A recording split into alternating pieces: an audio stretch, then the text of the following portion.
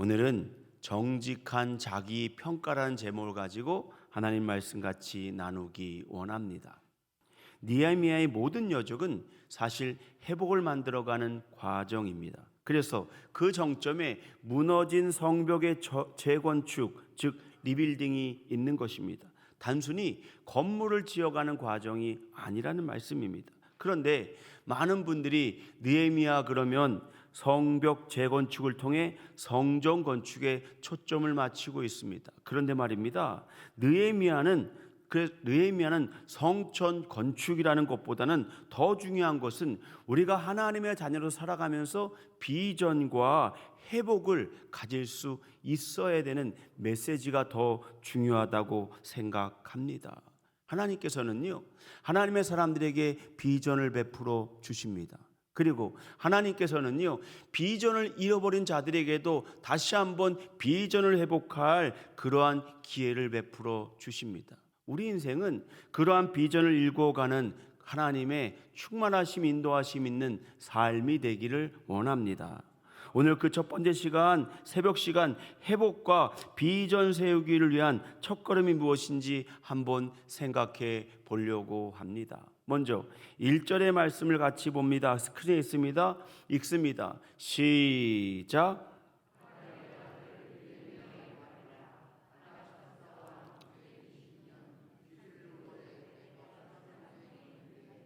아멘. 가장 첫 구절, 하갈의 아들 느헤미야의 말이라. 이렇게 첫 구절을 시작합니다. 즉 자신의 아버지가 누구이며 자신의 족보가 어떠한지 짧지만 자기를 소개하고 있습니다. 여러분, 우리의 회복과 비전의 이름을 위해서 정말 필요한 것이 무엇인지 오늘 본문 성경은 우리에게 이렇게 말씀하고 있습니다. 가장 첫 걸음, 그것은 바로 내가 누구인지를 알아야 한다는 사실입니다. 여러분, 우리가 어떠한 사람인지 어떠한 존재인지 스스로 끊임없이 물을 수 있어야 됩니다. 그래야만 내 자리가, 내 소속이 어디 있는지 알 수 있는 것입니다. 고대에 병법을 담은 손자병법에 이러한 말이 있습니다. 지피 직이면 백전불패니라. 적을 알고 나를 알면 패하지 않는다는 것입니다. 그래요. 나를 알 때에 내가 어떠한 일이라도 실패하지 않는 것입니다. 나는 누구이며 나는 어떠한 상황에 놓여 있는가 우리는 가끔 물을 수 있어야 됩니다. 중국에요, 춘추 전국 시대에 월나라에 구천이라는 왕이 있었습니다. 그 월나라에 이웃나라인 오나라가 쳐들어왔습니다. 오나라 당시의 왕은 부차라는 사람이었습니다. 오나라는 굉장히 거대한 나라였고 월나라를 완전히 둘러쌌습니다. 결국 구천은요, 회계산이라는 산으로 도망을 갔습니다. 그리고 세물해 보니까 이 전쟁은 이길 만한 전쟁이 아니었습니다. 결국 오나라 왕 부차에게 구천은 항복을 하고 말았습니다. 그리고 오나라 왕은요, 그를 데리고 오나라로 갑니다. 구천이라는 왕을 데리고 말입니다. 그리고 3년 동안 궁정에서 노예로 살아갑니다. 얼마나 비참했겠습니까? 한 나라의 군주였습니다. 그러나 노예로 살기 시작했던 것입니다. 3년 동안 꾹꾹 마음을 누르고 그가 시키는 모든 일을 했습니다. 그러자 오나라 왕 부차가 볼 때 저 구천이란 존재는 미흡한 존재이다. 저 사람을 무서워할 필요가 없다 생각했습니다. 그리고 3년이 지난 시점에 그를 다시 월나라로 돌려보내는 그러한 명령을 내렸습니다. 그 친아들이 다 말렸겠죠. 그러나 이 부차는 자신의 뜻을 굽히지 않았습니다. 그리고 월나라로 돌아온 구천왕은요, 그때부터 잠자리를 장작더미에 두고 밥을 먹을 때마다 쓸개를 걸어놓고 쓸개를 매일 먹었답니다. 그것이 바로 그 유명한 와싱상담이라는 그러한 사자성어입니다. 10년 동안 준비하고 결국 오나라를 쳐들어가서 자신이 당했던 그 치욕 모두를 갚아 주었다는 것입니다. 그래요. 자기가 힘이 없을 때, 내가 오나라를 이길 수 없을 때 무모하게 덤빈다고 이기는 것이 아닙니다. 자기 자신을 알고 철저히 준비한 다음에 그 일을 할 수 있었던 것입니다. 오늘 느헤미야에게도요, 거대한 비전이 있었습니다. 그 비전이 뭡니까? 하나님의 백성들이 예루살렘으로 돌아갔는데 그들이 다시 한번 그곳에서 아름다운 공동체를 만드는 것이었습니다. 그 일을 위해서 자기가 해야 될 일이 있어요. 그런데 그가 가장 먼저 한 일이 뭔지 아십니까? 내가 누구인지를 소개한 다음에 자신이 할 수 있는 일을 찾기 시작했다는 것입니다. 저는 이 말씀을 통해서 두 가지를 한번 생각해 보려고 합니다. 첫 번째, 따라해 봅시다. 주변 상황을 먼저 점검해야만 합니다. 사랑하는 여러분, 주변 상황을 먼저 점검할 수 있기를 바랍니다.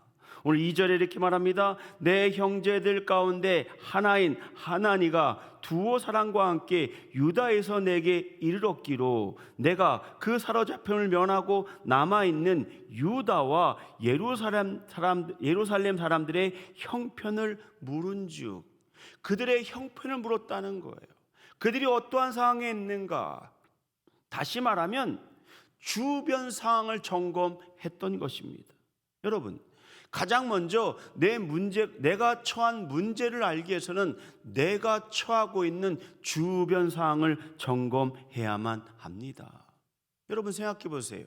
이들은 페르시아 제국에 끌려온 여전히 포로인 사람입니다. 여러분, 왜 느헤미야가 술 맡은 관원이 된 줄 아십니까? 그는 페르시아 사람이 아니에요. 그는 총리 대신이나 높은 곳에 올라갈 수 없었던 거예요. 자기가 할 수 있는 일, 자기가 왕한테 가장 가까이 쓴 자리가 바로 술 맡은 관원이었기 때문에 그는 주변을 점검하고 자기가 해야 될 문제를 깨달았던 것입니다. 예루살렘의 문제도 마찬가지입니다. 3절에 이렇게 말합니다. 그들이 내게 이르되 사로잡힘을 면하고 남아있는 자들이 그 지방 거기에서 큰 환난을 당하고 능욕을 받으며 예루살렘 성은 허물어지고 성문은 불탔고 하는지라. 어저께 말씀드렸던 것처럼 보호해 줄 만한 성벽이 없었기 때문에 귀환한 모든 사람들이 고난을 당하고 있었습니다. 성과 성문은 불탔습니다. 그리고 가진 것은 다 뺏기가 되었습니다. 그래요. 이 상황 가운데 느헤미야가 왜 자신의 동생과 다녀온 사람들에게 왜 그것을 묻고 있느냐? 문제의 핵심을 파악하기 위해서였던 것입니다. 미국의 경제학자였던 메이벨 뉴컨버라는 사람이 이러한 말을 했습니다. 문제는 목적지에 얼마나 빨리 가느냐가 아니라 그 목적지가 어디에 있느냐이다. 여러분, 빨리 간다고 중요한 게 아닙니다. 내가 가고자 하는 그것이 어디인지를 알아야만 하는 거예요. 제가 가끔 말씀드렸죠. 저희 아이들이요, 실타래가 꼬이면 저한테 가지고 옵니다. 그러면 제가 그것을 풀어줍니다. 풀어주는 가장 중요한 원인이 뭐냐? 어디로부터 시작할까 생각해 봅니다. 그리고 한 방향으로 차근차근 풀어가면 그 얽히고 설킨 실타래가 풀어지는 것입니다. 우리의 상황도 마찬가지입니다. 상황을 먼저 파악하고 문제가 무엇인지 우리는 깨달을 수 있어야 됩니다. 성경에 기도할 때 중언, 부언하지 말라고 말합니다. 왜 그럴까요? 기도할 때 이것저것 문제 파악이 안 된 상태에서 이 기도 저 기도 하게 되면 죄송하지만 중언부언할 수밖에 없는 것입니다. 여러분, 문제를 맞이하고 계십니까? 그 문제를 해결하기 위해서 가장 중요한 것이 무엇인지 먼저 파악할 수 있는 믿음의 사람들 되시길 바랍니다.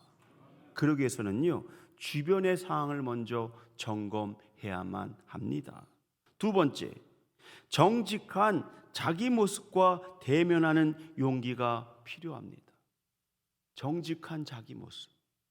미국에서요, 하버드 대학교 교수인 새무엘 헌팅턴이라는 사람이 있습니다. 이 사람은 문명의 충돌이라는 그러한 책을 써서 20년 전에 그냥 외교와 국제 정치의 가장 중요한 교본으로 쓰이는 책을 만들었던 사람입니다. 이분이 말년에 쓴 책이 하나 있습니다. 제목이 이래요. Who are we? 우리말로 번역하면 우리는 누구인가? 우리는 누구인가?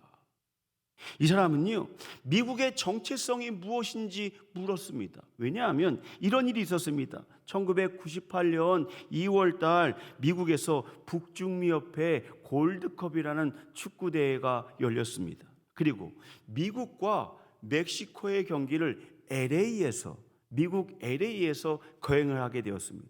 그런데 놀라운 일이 일어납니다. 왜 놀랍냐? 충격적인 놀라운 일입니다. 9만 명의 관중이 꽉 그 축구 경기장에 찼는데 미국 국가가 연주될 때 관중들이요 야유를 보내기 시작했어요. 그리고 들고 있던 맥주 캔이나 들고 있던 과일을 던지기 시작했던 것입니다. 미국 땅에서 미국 사람이 미국 국가 연주를 하는데 그 일이 벌어진 것입니다. 사무엘 huntington이 이렇게 말합니다. LA에서의 경기는 미국에서의 홈 경기가 아니었다. 왜 그랬을까요? LA에는 이민자들이 많아요. 멕시코계 이민자들이 그 9만 명의 좌석을 거의 대부분 채웠던 것입니다. 그럼 묻습니다. 이것이 미국 땅인가? 여기가 멕시코 땅인가? 그러므로 우리는 다시 물어야 된다는 것입니다. 우리는 누구인가? 사랑하는 여러분, 신앙인도 마찬가지입니다. 신앙인의 가장 중요한 질문이 뭐냐? 나는 누구인가예요. 나는 누구인가? 나는 어떠한 사람으로 불림을 받았는가? 만약에 성도와 성도가 아닌 사람이 있다면 성도와 성도가 아닌 사람의 차이는 무엇인가? 여러분은 어떻게 생각하십니까? 여러분은 과연 하나님 앞에 어떠한 분이십니까? 느헤미야는요, 분명하고 정직한 자기 평가서를 가지고 있었습니다. 2절을 볼까요? 2절의 말씀입니다. 다 같이 한번 읽어보겠습니다. 시작.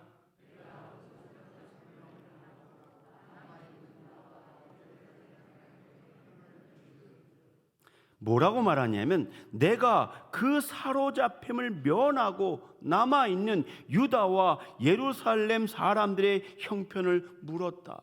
즉 그들이 처하고 있는 그 문제를 파악하기 위해서 자기 평가, 즉 민족이 처하고 있는 위기를 평가했던 것입니다. 그 답변이 뭡니까? 3절입니다. 예루살렘 성은 허물어지고 성문들은 불탔다 하는지라. 여러분, 고통스러운 얘기입니다. 기대했던 답변이 아닙니다. 그들이 처한 현실은요, 냉엄한 현실이었습니다. 그리고 하나님과 다른 사람들이 들고 온 그 얘기는 정직한 자기 평가서였던 것입니다. 따라해 봅시다. 정직한 자기 평가서. 사랑하는 여러분, 때로는 말입니다, 우리도 정직한 자기 평가서를 가지고 있어야 됩니다.